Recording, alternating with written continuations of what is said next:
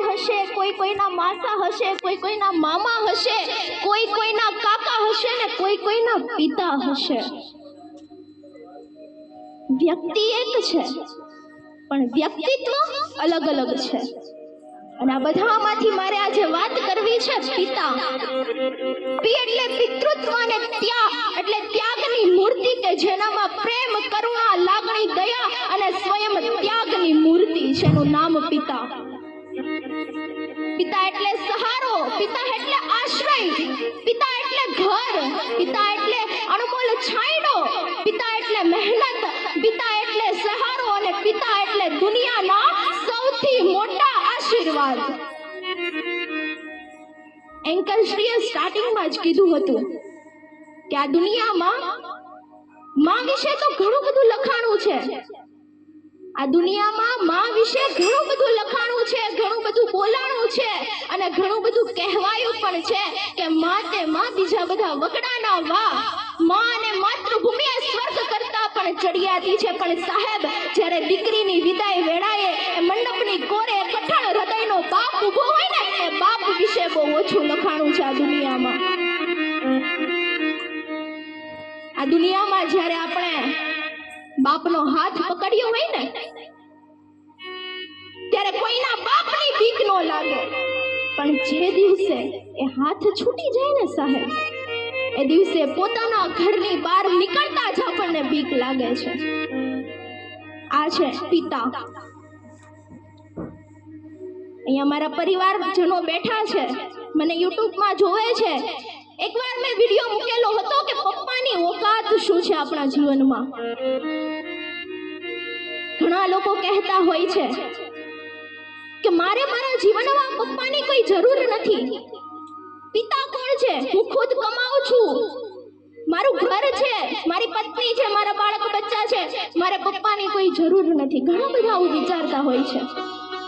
પણ સાહેબ, તમે જે સોસાયટીમાં રહ્યો છો, તમે જે મકાનમાં રહ્યો છો, એ જ સોસાયટીમાં, એ જ મકાનમાં એકવાર તમે તમારા પપ્પાનો હાથ પકડીને ચાલજો અને એકવાર ચાલજો, ખબર પડી જશે કે પપ્પાની ઓકાત શું છે. જ્યારે એકલા ચાલશો ને, ત્યારે કોઈ બોલવાની તો વાત દૂર છે, કોઈ તમારી સામું પણ નહીં જોવે ને. જ્યારે તમે તમારો પપ્પાનો હાથ પકડીને ચાલજો ને, 5 જણા પૂછવા આવશે કે બેટા તું આનો દીકરો છો. આ છે પપ્પાની ઓકાત.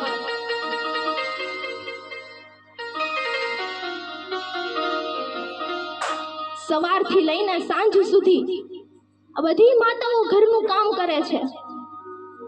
5 કામ એક હારે કરતી હોય છે, એટલે કદાચ મલ્ટીટાસ્કિંગ કહેવાતી હોય છે.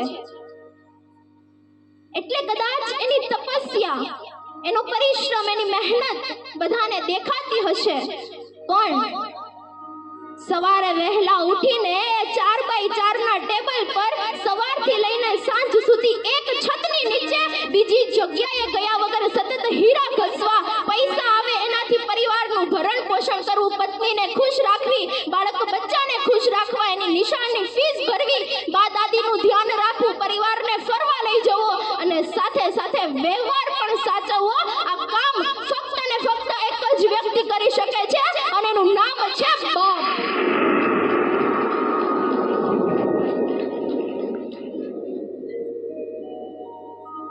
આ મલ્ટીટાસ્કિંગ નથી તો શું છે?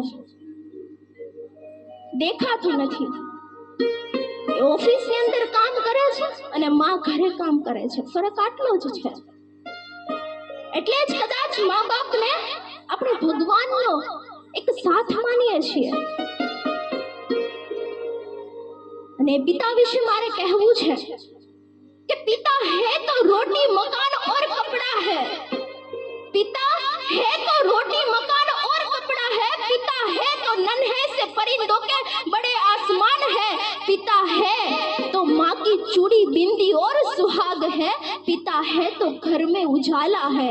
पिता है तो घर में उजाला है. पिता है तो सारे सपने अपने हैं और पिता है तो बाजार के सब खिलौने भी अपने हैं.